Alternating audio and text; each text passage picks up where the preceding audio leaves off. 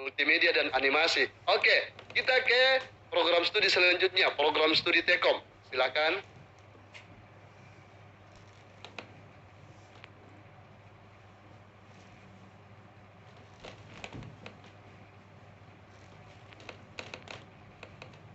Oke, baik. Di program studi Tekom ada 3 konsentrasi, dan ketiga konsentrasi ini nanti akan dibagi dengan sangat ketat, dengan sangat rigid pada pada semester peralihan dari semester 4 ke semester 5. Nanti Pak Satria dan timnya akan membagi ini. Nah, ada 3 konsentrasi di sini di Tekom itu. Yang pertama adalah embedded system. Embedded system atau dalam bahasa Indonesia adalah sistem tertanam. Sistem tertanam ini adalah menempatkan sesuatu dalam sebuah perangkat komputer itu dalam modul-modul yang kita gunakan. Nanti ini konsentrasinya banyak akan membuat perangkat-perangkat yang tertanam. Ini agak mirip dengan hardware komputer. Kemudian sistem cerdas. Sistem cerdas ini adalah dia akan banyak memproduksi kecerdasan buatan, misalnya IoT dan semacamnya. Ini sistem cerdas. Nah, bagaimana dengan jaringan dan digital forensik? Jaringan dan digital forensik itu akan banyak berkutat pada masalah jaringan komputer. Anandaku semua yang ada di Zoom, tidak bisa kita pungkiri, sekarang ini dunia IT begitu getolnya, sehingga pilihan terbaik kita adalah pilihan IT sekarang menjadi pilihan primadona.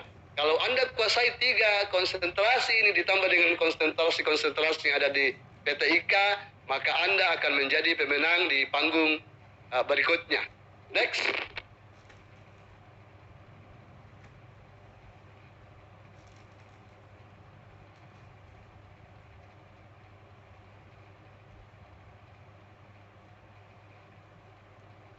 Oke, baik. Barangkali saya mau cerita sedikit tentang akreditasi kita ini. Akreditasi untuk PT IKA sekarang ini akreditasi B. Begitu pula dengan akreditasi untuk Tekom, Teknik Komputer, sama-sama akreditasi B. Beberapa bulan yang lalu, Tekom itu baru-baru kita diakreditasi oleh BAN PT, Badan Akreditasi Perguruan Tinggi. Nah, dan alhamdulillah hasilnya akreditasinya B. Apa fungsinya akreditasi ini? Fungsinya akreditasi bahwa sebuah program studi, sebuah bidang ilmu yang ada di sebuah universitas itu harus benar-benar diakui oleh negara bahwa ini adalah sahih dan grade-nya seperti ini. Inilah fungsi akreditasi. Alhamdulillah kita mendapatkan akreditasi B dua-duanya. Nah, untuk PT IKA dalam waktu dekat kita akan memajukan akreditasi supaya bisa kita naikkan grade-nya menjadi akreditasi unggul. Mohon doanya anak-anakku semua, mari kita dukung nanti PT IKA untuk memberikan grade terbaik bagi peningkatan akreditasi. Termasuk yang kita laksanakan hari ini adalah bagian dari meningkatkan grade dari program studi kita ini. Baik. Barangkali saya ingin cerita sejarah sedikit bagaimana PT IKA dan bagaimana Tekom itu berdiri. Mungkin ada slide nanti ya, akan ada slide-nya. Silakan.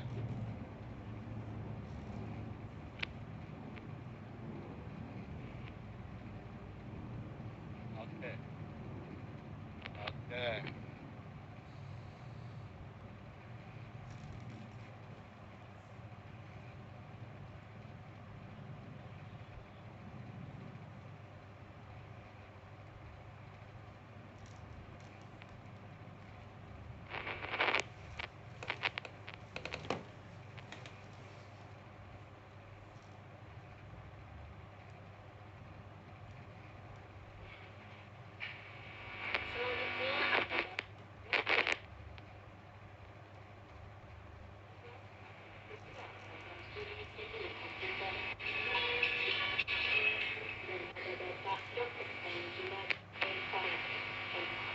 Oke, baik. Nah, 5 tadi foto yang ditayangkan itu adalah pimpinan jurusan Teknik Informatika dan Komputer. Jadi kelimanya adalah pimpinan yang ada di sini yang disahkan oleh negara untuk mengomandoi jurusan ini berlayar di bahtera kehidupan Anda, membawa Anda untuk mencapai cita-cita. Mohon doanya supaya kelima pimpinan jurusan dan seluruh dosen ini bisa sehat-sehat selalu untuk memberikan yang terbaik buat Anda. Saya mau sedikit memperkenalkan lebih detail. Tadi Pak Fatahillah sudah menyampaikan beliau itu adalah S1-nya berasal dari program studi pendidikan teknik elektro, jurusan induk kita sebelumnya. Kemudian S2-nya adalah jurusan teknik elektro Universitas Gadjah Mada.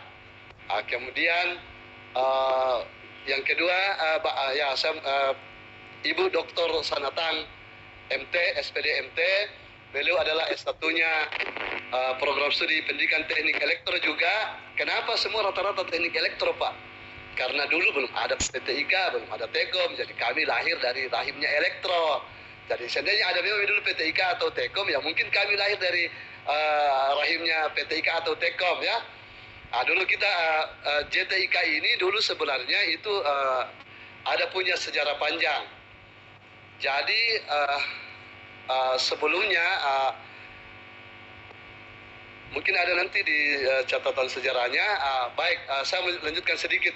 Kemudian Ibu Sanatang itu S2-nya di Universitas Hasanuddin dan S3-nya di Universitas Negeri Yogyakarta. Nah, kemudian Pak Jumad, Pak Satria Gunawan Said. Pak Satria Gunawan Said MT itu adalah S1-nya di program studi pendidikan teknik elektronika. Dulu beliau adalah dari jurusan pendidikan teknik elektronika JPTA. Kemudian mengambil S2 di Universitas Gadjah Mada jurusan teknik elektro. Teknik elektro konsentrasi isyarat elektronik. Kemudian mengambil jurusan program doktor di universitas yang sama di Universitas Gadjah Mada. Kemudian mengambil jurusan masih dengan isyarat elektronis. Beliau dulu adalah ahli antene. Dan yang ketiga, yang terakhir adalah Bapak Dr. Engineering Jumadi M. Padendreng MKom. Sebenarnya ini masih ada tambahannya. Dr. Engineering Insinyur Jumadi M. Padendreng MKom IPM. Oke. Pak Jumadi S1-nya Pak Jumadi itu dari Sarjana Sains Terapan di Politeknik Negeri Ujung Pandang, kemudian melanjutkan di S2 ITS di program teknik komputer, mengambil magister komputer di Institut Teknologi 10 November Surabaya, kemudian mengambil program doktor di Kanazawa University di Jepang. Nah, beliau ini alumni dari Jepang. Oke, ada kode dari panitia katanya mic-nya tidak berfungsi, mic tak noise, Pak. Oke, baik, lanjut. Next. Beliau ini adalah kepala laboratorium. Oke. Nah, baik, ini ada sedikit struktur organisasi, silakan dilanjut sambil saya jelaskan. Ini struktur organisasi yang ada di jurusan teknik informatika dan komputer. Baik, sedikit Anda struktur organisasinya. Ya, kasih lanjut. Oke, saya tidak lihat. Boleh saya dekati ya? Oke. Nah, struktur organisasi ini di jurusan teknik informatika dan komputer itu di bawah level jurusan itu ada beberapa bagian. Saya mau jelaskan sedikit. Bagian di sisi kanan itu ada foto Ibu Nurul Muhlisa Abdal dan Ibu Pak Andi Akram Nurrizal itu adalah unit penjamin mutu. Kalau Ibu Nurul itu unit penjamin mutu Prodi Tekom, Prodi PTIK, dan Andi Akram Nurrizal itu adalah unit penjamin mutu untuk Pak Akram Nurrizal itu adalah unit penjamin mutu Tekom. Nah, kemudian struktur di bawahnya ada di sini ada 12 unit yang kami bentuk Unit pertama namanya unit layanan konseling. Unit layanan konseling ini dikomandoi oleh Ibu Dwi Reski Anandari.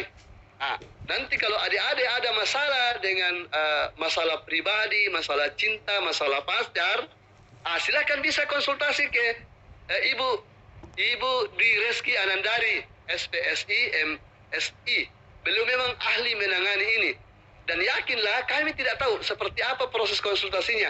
Hanya rahasia Anda dengan Ibu Dwi Reski yang tahu. Jadi Anda boleh curhat, ya istilahnya curhat apa saja. Kalau ada panitia yang lagi jatuh cinta dan tidak bisa mengatur ritme hidupnya, dia makan tidak enak, tidur tidak nyenyak, silakan konsultasi ke Ibu Dwi Reski Anandari supaya Anda bisa keluar dari masalah yang berat yang Anda alami kalau Anda lagi jatuh cinta. Karena cinta itu bisa membuat sengsara, bisa membuat bahagia. Ya, kira-kira begitu ya.